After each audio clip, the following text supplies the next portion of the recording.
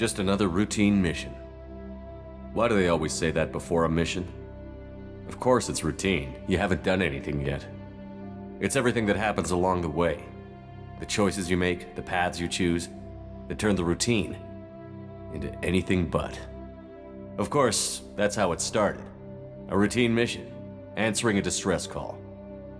And look where that got me. We were testing out the Normandy, Captain Anderson's new ship, when the distress call came in. An Alliance patrol on Eden Prime had been attacked. They'd seen something they couldn't explain. And whatever it was massive. I hit the ground with my lieutenant, Caden Olenko. A good kid, loyal, by the book, with a talent for biotics.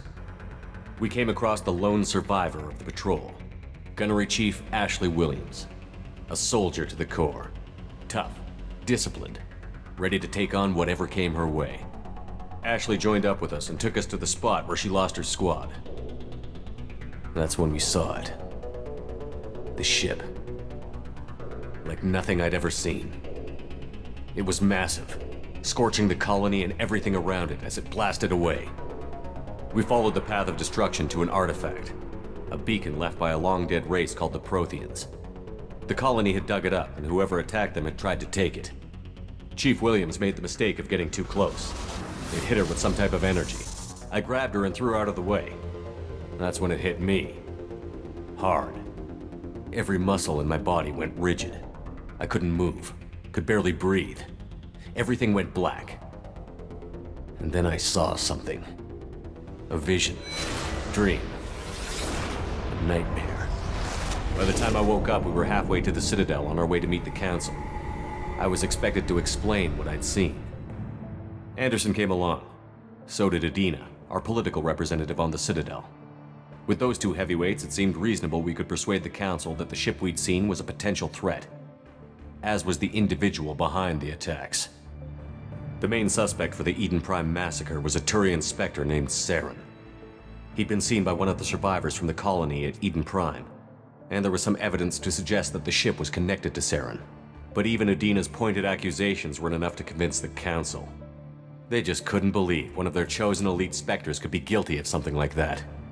They needed proof, which meant I needed proof.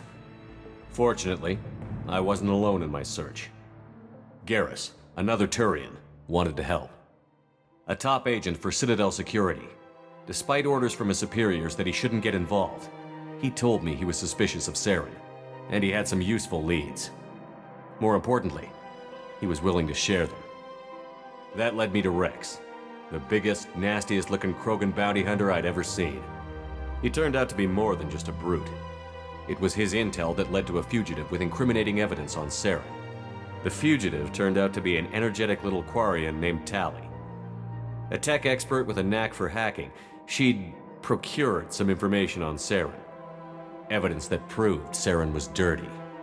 Tali's evidence proved that Saren was responsible for the massacre on Eden Prime, and that the immense warship we'd spotted was in fact Saren's flagship. But it went much further. Saren was trying to find a way to bring back a race of sentient machines from dark space.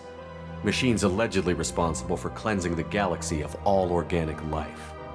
These Reapers were blamed for wiping out all life 50,000 years ago, including the Protheans, then disappearing back through the mass relays to dark space, leaving no trace they'd ever been. That explained why Saren was after the beacon, and it made some sense out of my visions. But not much else. We couldn't convince the Council that the Reapers were a threat, but they agreed Saren had to be stopped. They stripped him of his Spectre status and gave me the honor of becoming the first human Spectre. My first task? Bring down Saren. Anderson decided to stay behind, giving up his ship, the Normandy. He told me I would need it more than he would. He also pointed me in a direction.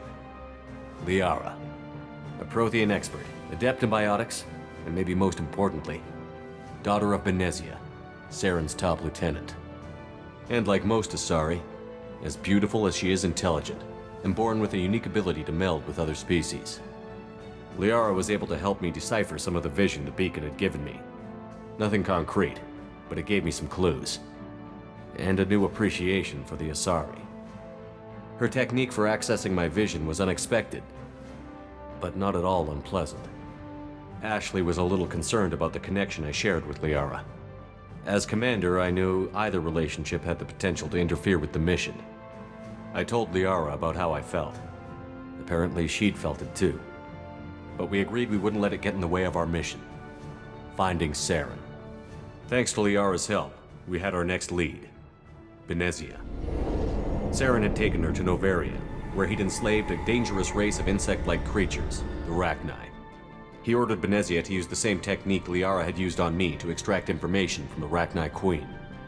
The Queen's drones were everywhere, and they weren't happy. We had to fight through hundreds of them to get to Benezia. By the time we arrived, Saren was gone. With the information.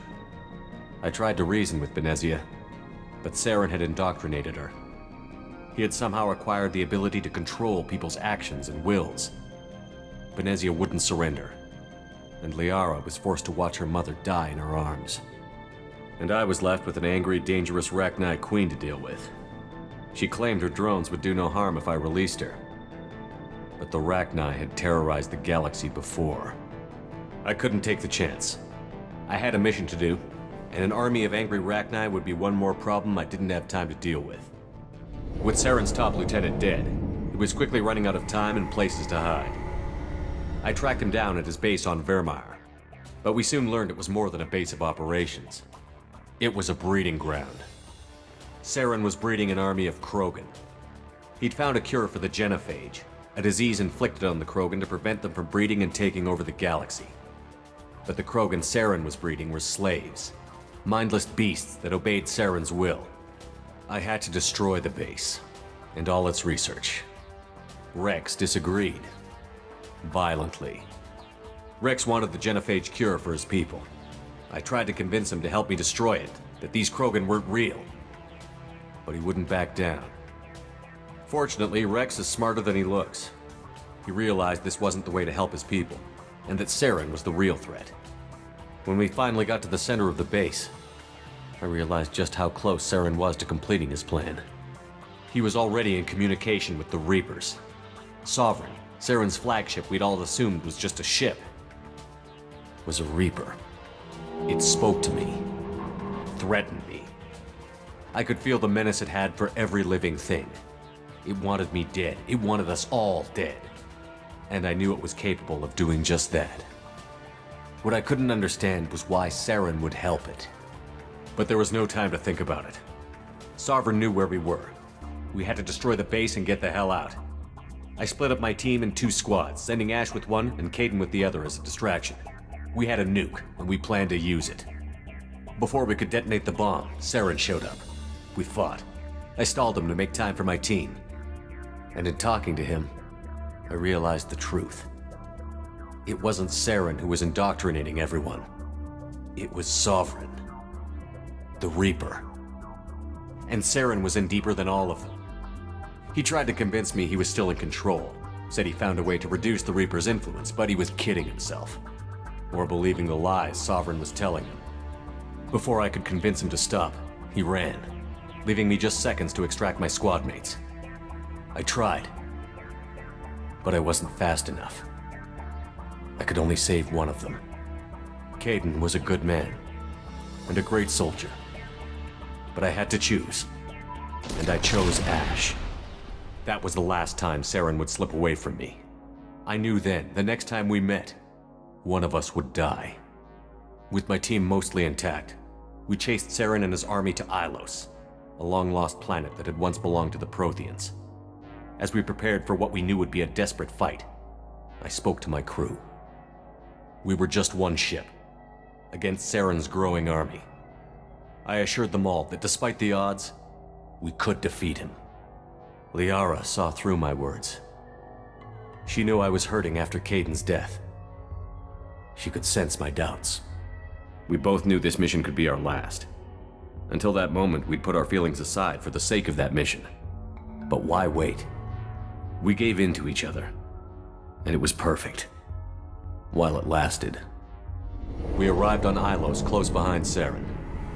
Once on the planet, we discovered a Prothean databank that helped me put the final pieces of my vision together. The Reapers had come 50,000 years ago, and every 50,000 years before that. each time purging the galaxy of life. The Protheans had fought and died, like every species before them. But a few survived long enough to leave a parting gift. The Protheans had discovered that the Citadel was the key to controlling the mass relays. By sabotaging the Citadel, they found a way to close the relays to dark space, slowing the Reapers' return, giving us the time we needed to find a solution to stop the Reapers once and for all. Saren knew this. He was leading his army to take control of the Citadel and re-establish the relays to dark space, bringing the waiting Reapers here to destroy us all.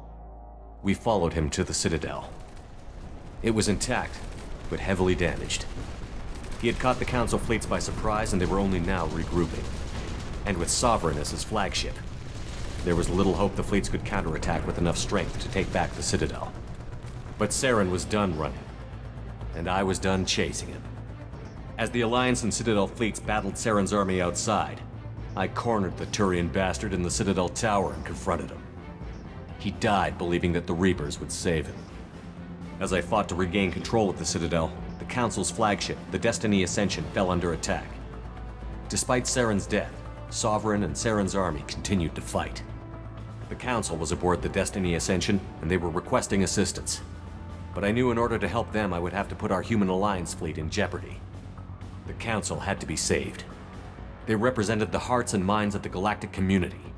Without them, the fleets would be in disarray. Even with the Citadel back in my control, Saren defeated, and the Normandy leading the combined galactic fleet, the battle against Sovereign, a single Reaper, was relentless. It took the combined fleets of humanity and the other races, but in the end, Sovereign fell. But the costs were immense. While humanity's efforts in the war earned us our first seat on the Council, it was a hollow victory. The Reapers were still out there. I knew the fight was far from over, but as the one who'd led the fight against Saren, I was given new responsibilities. The choice of humanity's first counselor was left for me to decide. On the one hand, Udina, the lifetime politician. Ruthless and ambitious, he would easily navigate the political landmines that would soon be put in front of him. The other choice, Captain Anderson, the career soldier. Tough but fair, but a friend, and someone I could trust. Both great leaders in their own right.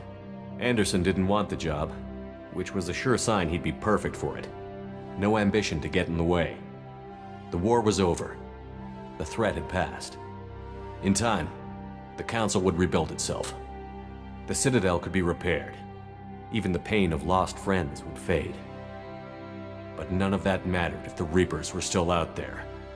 And if they were all as powerful as Sovereign, we had to find a way to stop them. I had to find a way. I gathered my crew, took my ship, and went in search of answers. Officially, the Council would only say I was assigned to cleanup duty, rooting out any remnants of Saren's army.